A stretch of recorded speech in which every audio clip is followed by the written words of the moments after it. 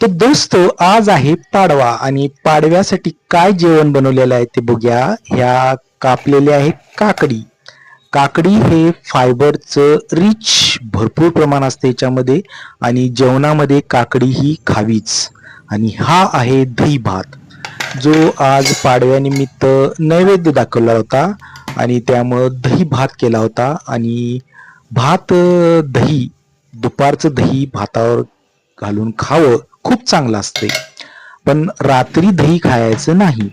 तर ही आहे गरमागरम गव्हाच्या चपात्या ज्या लुसलुशीत आहेत आणि ह्याच्यामध्ये आहे प्रोटीन.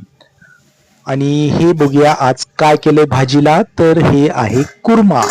हा आपल्या घरगुती पद्धतीचा कुर्मा केलेला आहे. याच्यामध्ये आहे पनीर आणि फ्लावर आणि हिरवा वाटाणा याची अशी सुंदर पनीर कुर्माची भाजी केलेली आहे जी आज सणानिमित्त आपण खाणार आहोत.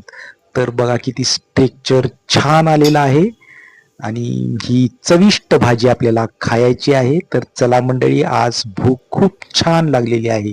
यात बहुतेक थोडासा बटाटा पण घातलेला आहे.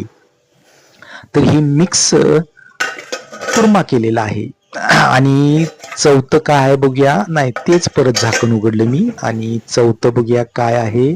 तर ही आहे मिश्र डाळीची आमटी. आता ह्याच्यात 3 डाळी असतात. एक मूग डाळ, मसूर डाळ आणि तुरीची डाळ अशी 3 मिक्स डाळीची आमटी आमच्यात करतात. कारण की एका डाळीची आमटी करत नाहीत, त्यानं पित्त वाढतं. आता हा आपला मेनू बघूया. आमटी, दही भात, चपाती, काकडीची कोशिंबीर आणि कुर्मा. तर आजचा मेनू किती छान आहे. तर चला मंडळी, आपण जेऊया. Thank you.